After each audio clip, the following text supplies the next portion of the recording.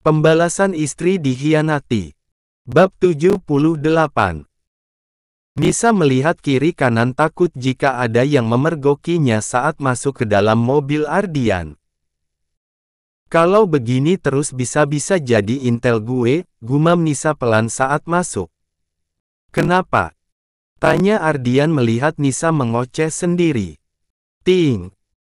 Belum sempat menjawab pertanyaan Ardian, pesan masuk di ponsel Nisa dari Dinda, teman sekantornya. Kamu di mana Nis? Malam ini kami kumpul di Cafe X, kamu mau ikut? Jika iya Rizal akan membawamu, dia masih di kantor. Astaga, apa Rizal melihatku tadi? Ujar Nisa melihat cepat ke arah belakang. Kenapa? Tanya Ardian lagi membuat Nisa terkejut. Itu. Anu. Masih ada Rizal di kantor, apa dia lihat aku naik mobil kamu ya? Tidak ada yang lihat sayang. Tiba-tiba ponsel Nisa berbunyi membuat Nisa memberikan kode pada Ardian untuk diam. Halo Din. Enggak, aku nggak enak badan Din, capek banget, aku langsung pulang aja Din. Biasa taksi online, jawab Nisa. Bye.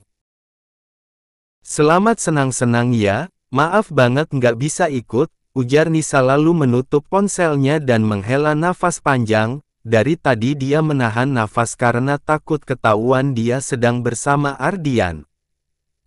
Nisa menatap sang kekasih yang belum juga menjalankan mobilnya. Ayo. Kamu sedang menunggu sesuatu? Tanya Nisa. Sudah bisa jalan Bu, sesuai aplikasi ya?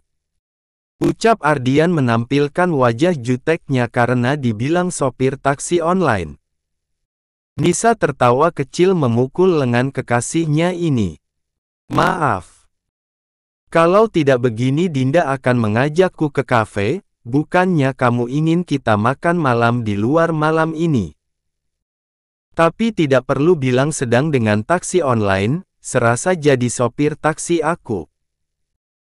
Begitu saja ngambek, lalu aku harus jawab apa? Sedang sama Ardian, dia mau merayakan keberhasilan kami. Gitu. Boleh juga.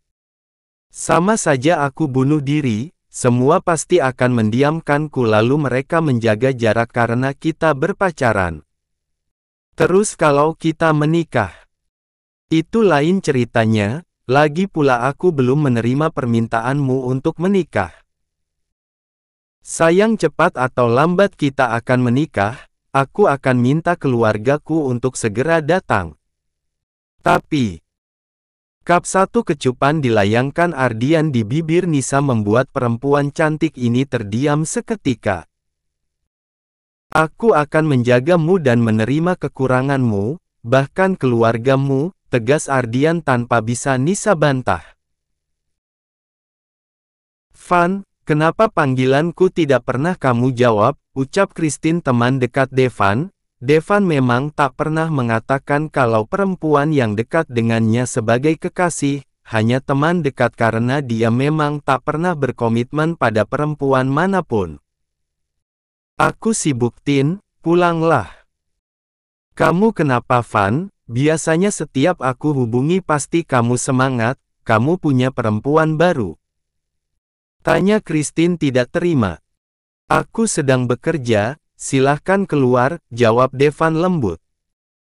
Van, kamu ini kenapa? Bentak Christine memukul berkas yang dipegang oleh Devan hingga bertaburan ke lantai membuat Devan kesal. Aku bilang keluar, aku sedang banyak pekerjaan, jangan membuatku bertindak kasar padamu, pekik Devan membuat Christine terdiam. Tidak pernah Devan seperti ini sebelumnya, Devan yang terkenal playboy dan penyayang wanita selama ini hari ini sedikit berbeda, dia justru dari tadi tidak fokus dan uring-uringan. Christine segera keluar meninggalkan Devan. Devan memijat kepalanya yang terasa sedikit pusing. Bu Tari segera ke ruanganku bereskan berkas ini, perintah Devan melalui saluran telepon. Tari adalah sekretaris ayahnya setelah kepergian Anissa. Makan yang banyak sayang, biar Una cepat besar, ujar Kiara menyuapi Luna dengan ayam bakar. Kalau sudah besar mau jadi apa? Tanya Kiara. Mau jadi seperti Tante Kiara, jawab Luna polos. Malam ini Luna ingin makan bersama Kiara, mau tak mau Andre meminta Kiara menemani mereka.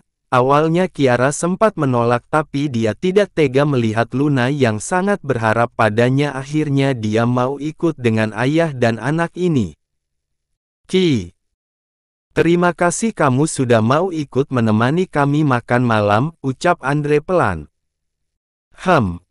Maaf jika Luna merepotkanmu Ki. Luna anak yang manis Pak, saya suka dengan anak-anak, jawab Kiara.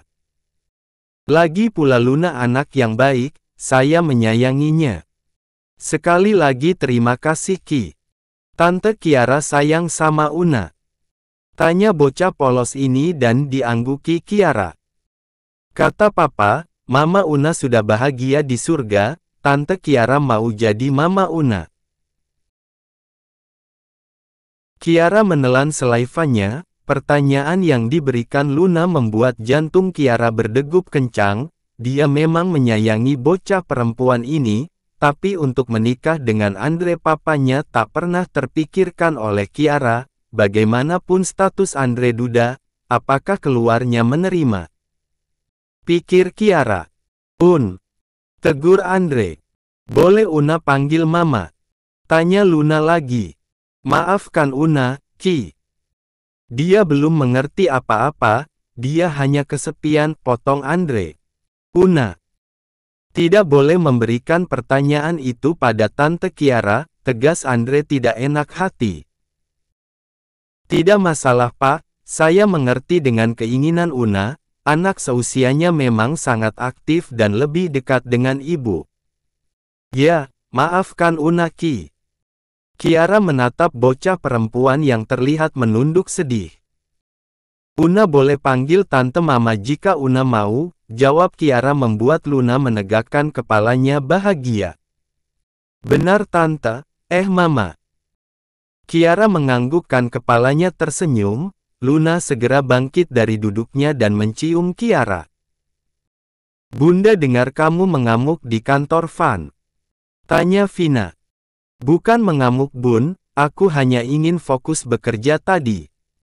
Tapi bagaimanapun perempuan harus dihargai Van, potong Satria. Yah, aku hanya tidak ingin diganggu hari ini. Tumben kamu ketus begitu dengan perempuan Van, biasanya paling jinak. Goda Vina. Moodnya sedang buruk kali Bun, jadi taringnya keluar, celetuk Keila.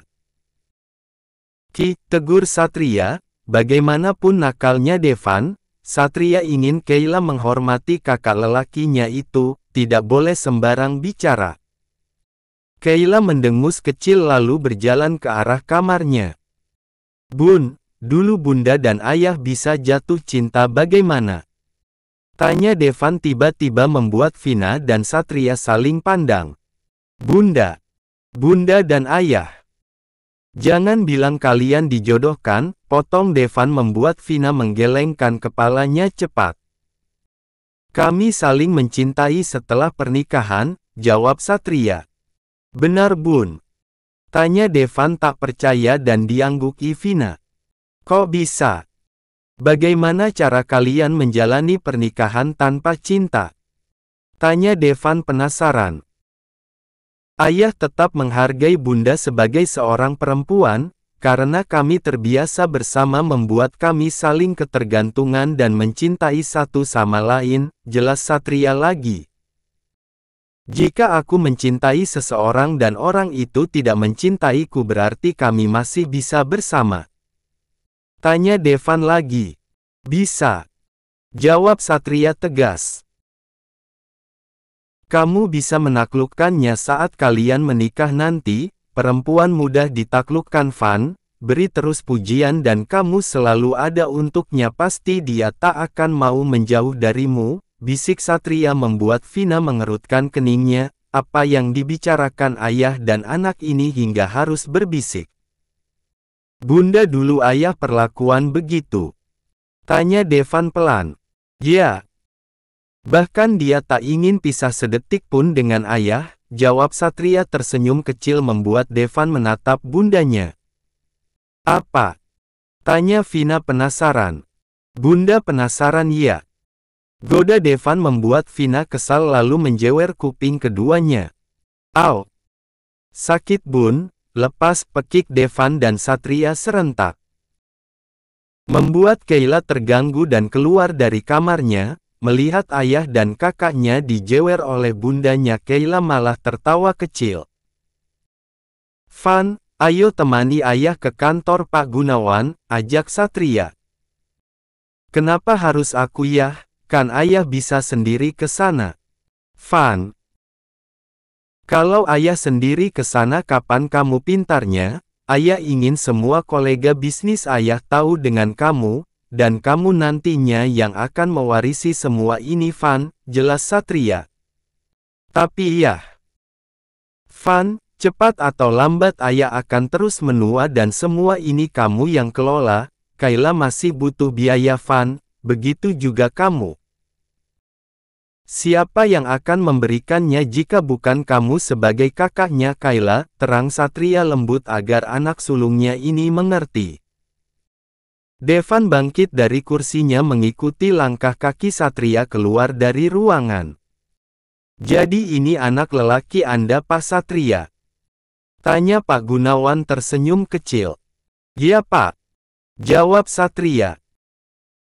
Saya tidak menyangka kita bisa bertemu lagi ya Pak Satria, terakhir kita bekerja sama 3 tahun yang lalu dan saya belum pernah melihat si tampan ini, puji Pak Gunawan membuat Devan tersenyum kecil. Dia baru 2 tahun ini ikut bergabung di perusahaan saya Pak, iya terakhir kita bekerja sama dalam pembangunan perumahan elit di daerah Kemang, ingat Satria dan diangguki Pak Gunawan. Pintu ruangan Pak Gunawan tiba-tiba terbuka membuat semua mata tertuju ke arahnya. Nona. Bapak sedang ada tamu, ujar sekretaris Pak Gunawan. Maaf Pak, tadi saya sudah mencegah Nona Diana untuk masuk tapi dia tetap masuk. Biarkan saja Riz, ada apa Diana? Tanya Pak Gunawan. Devan membelalakkan matanya mendengar nama Diana, perempuan yang membuat kepalanya pusing beberapa hari ini. Pak, aku mau kartu kreditku dibuka blokirannya, aku butuh uang. Pulang jika mau uang, bukannya malah keluyuran di jalanan. Tapi Pak, aku tidak mau pulang. Kalau tidak mau pulang silahkan hidup di jalanan tanpa fasilitas, kamu itu anak perempuan Diana. Tidak ada anak perempuan yang hidup seperti kamu, resikonya terlalu besar, bagaimana jika kamu hamil siapa yang akan tanggung jawab? Pak, Papa sedang ada tamu, kamu mau pulang atau tidak? Diana menghentakkan kakinya kesal lalu segera keluar dari ruangan papanya. Maaf Pak Satria, anak saya yang satu ini sedikit berbeda. Tidak masalah Pak. Namanya juga remaja, tidak berbeda jauh dari anak saya. Tapi anak bapak lelaki dan masih mau bekerja, saya sudah berapa kali memintanya pulang dan ikut bergabung di perusahaannya tapi sama sekali tak didengarkannya, dia sibuk dengan dunianya jalan-jalan tidak jelas, kesal Pak Gunawan. Pak, permisi sebentar saya harus keluar, Pak aku tunggu di parkiran ya. Aku ada urusan sebentar, ujar Devan dan diangguki Satria. Devan melihat kiri kanan mencari sosok perempuan yang baru saja menggetarkan hatinya. Devan segera turun menggunakan lift ke lantai bawah tapi tidak menemukannya. Devan berlari ke arah luar berharap dia bisa menemukan perempuan itu. Saat melangkah ke arah parkiran Devan malah melihat Diana dipeluk oleh seorang pria, bahkan pria yang sama saat di bandara kemarin. Siapa lelaki ini? Devan menghela nafas panjang, apa dia tak bisa dekat dengan sosok Diana? Baru kali ini merasakan jatuh cinta apa harus bertepuk sebelah tangan. Ayo Van kita pulang, ajak Satria menepuk pundak Devan membuat Devan tersentak kaget. Pulang. Ayo ya, jawab Devan pelan, tak bersemangat.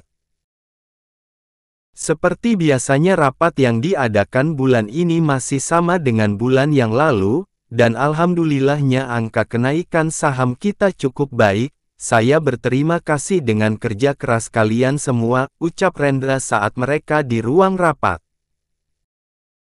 Ardian dari tadi tak mengalihkan pandangannya pada Nisa yang duduk di sebelah papinya membuat Nisa malah menundukkan kepalanya, dia malu terus-menerus ditatap oleh sang kekasih.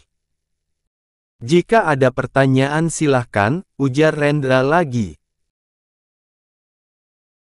Jadi tidak ada pertanyaan saya akhirnya dan untuk bonus kalian akhir bulan ini akan dikirim di rekening masing-masing dan saya harapkan bisa mencukupi kebutuhan kalian semua.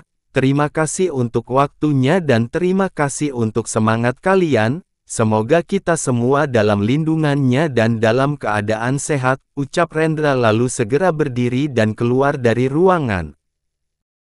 Rendra memang dikenal sebagai bos yang ramah dan rendah hati, dia selalu mementingkan kesejahteraan para karyawannya. Tepuk tangan riuh para karyawan karena akan mendapatkan bonus tambahan. Wah, Pak Rendra makin tua makin berkarisma ya, ujar salah satu karyawan. Iya, doi makin baik. Makan-makan di mana nih kita? Ujar karyawan lain. Nis, kamu yang sudah absen berapa kali ini, yuk kumpul malam ini, ajak Dinda membuat Nisa melirik ke arah Ardian. Nanti aku pikirkan ya, jawab Nisa. Yah. Nggak asik kamu Nis, banyak absennya sekarang, padahal kita mau traktir kamu loh, iya kan Zal? Iya. Ardian mendehem membuat semua karyawan diam, mereka lupa kalau masih ada Ardian di dalam ruangan, biasanya setelah Rendra keluar Ardian juga ikut keluar tapi kenapa kali ini tidak, apa masih ada yang akan disampaikan oleh bos satu ini? Maaf Pak, ucap Rizal tidak enak hati pada Ardian. Tidak masalah, kalian biasanya kumpul di mana kalau mendapatkan bonus begini? Tanya Ardian membuat Nisa gugup, kenapa tiba-tiba kekasihnya ini ingin tahu.